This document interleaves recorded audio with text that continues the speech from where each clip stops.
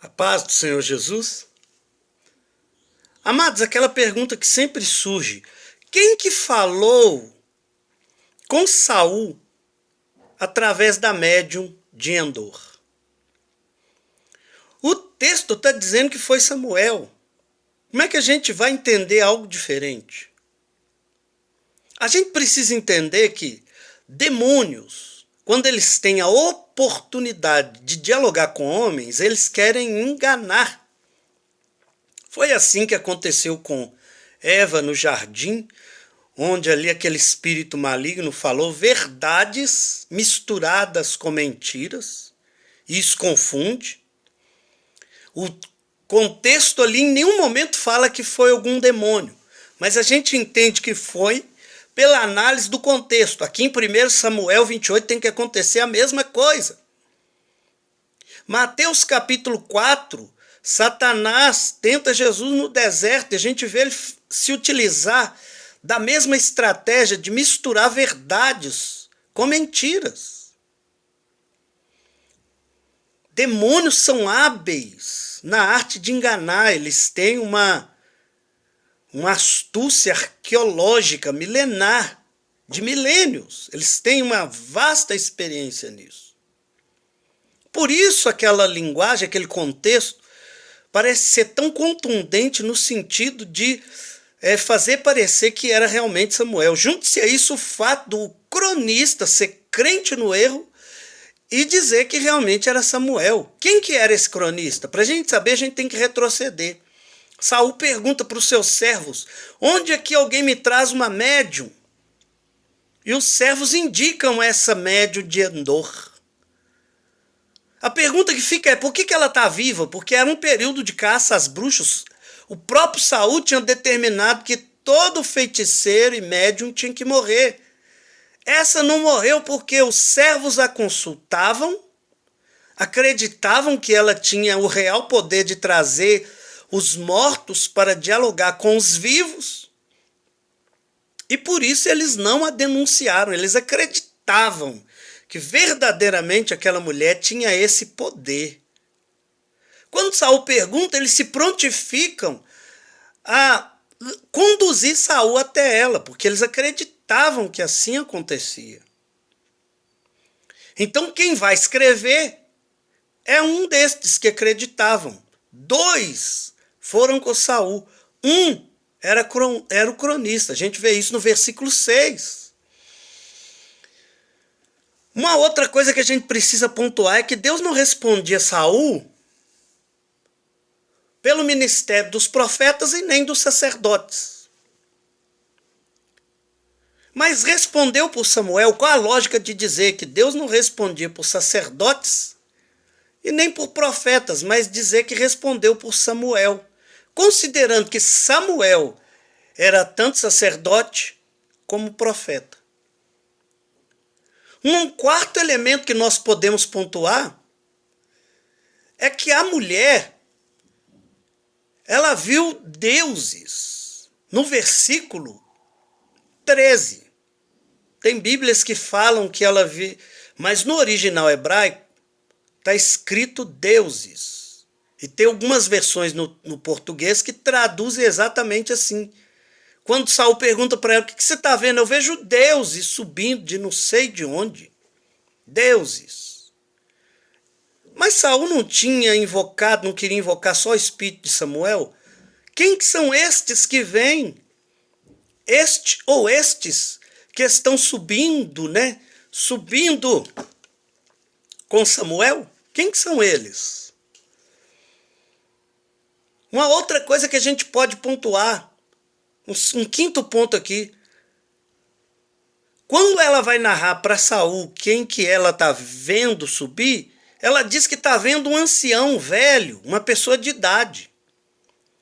O justo, quando ele morre, no além, ele ainda, se ele morrer em idade avançada, ele ainda continua com essa idade avançada? Que coisa é essa? Nesse caso, então, é melhor morrer quando está novo, que assim eu vou ser novo por toda a eternidade. Se eu morrer na velhice, eu vou ser um velho por toda a eternidade. Isso não existe. Perceba que a mulher está vendo um velho, eu estou vendo um ancião, uma pessoa de idade. Então, a gente entende que aqui se tratava de um embuste, de um engano. Mais uma coisa, uma sexta coisa que nós podemos pontuar, o mau humor do suposto Samuel. O suposto Samuel começa a falar com Saul da seguinte forma: por que você me inquietou? Ora, Samuel, como justo, falecido, seu espírito estava nos domínios do Senhor. É impossível a gente pensar que Samuel veio sozinho, sem que Deus permitisse, sem que Deus determinasse. E se é mesmo Samuel que veio, ele veio fazendo a vontade de Deus. Logicamente, ele se alegraria com isso. Nada explicaria esse mau humor. Alguém que faz a vontade de Deus estaria mal-humorado. Mais um elemento que prova que aqui se trata de um teatro demoníaco, um engano, um embuste. O que mais a gente pode pontuar? Um sétimo ponto. É o fato daquele suposto Samuel dizer: amanhã você e seus filhos vão estar comigo. Amanhã? Como assim amanhã? Se a gente fizer uma análise minuciosa do contexto, a gente percebe que a batalha na qual Saul se suicidou aconteceu dias depois deste evento. Mais uma coisa no versículo 19 que nós podemos pontuar. É o fato dele dizer: tu e teus filhos estarão comigo amanhã. Tu e teus filhos. Queridos, no contexto bíblico, filhos não se refere somente a filhos no sentido direto. Netos são filhos. Sabe, Jesus é filho de Davi. A gente vê isso muito no Novo Testamento, mesmo Jesus tendo vindo 1000 anos depois de Davi. Então aqui a gente vê que o suposto Samuel está assumindo um estilo profético ambíguo. Tu e teus filhos vão estar comigo. Que filho que ele está falando? Ele está falando filhos no sentido direto? Ou está se referindo também a netos, bisnetos, descendência de forma geral? Nesse caso, Samuel teria mudado o estilo profético dele. Aquele Samuel que, quando era vivo, ele era tão minucioso nas suas profecias, agora ele está profetizando, mas de forma ambígua. Isso não pode acontecer. Então a gente entende que ficaram vivos filhos de Saul. Mefibosete é um exemplo disso.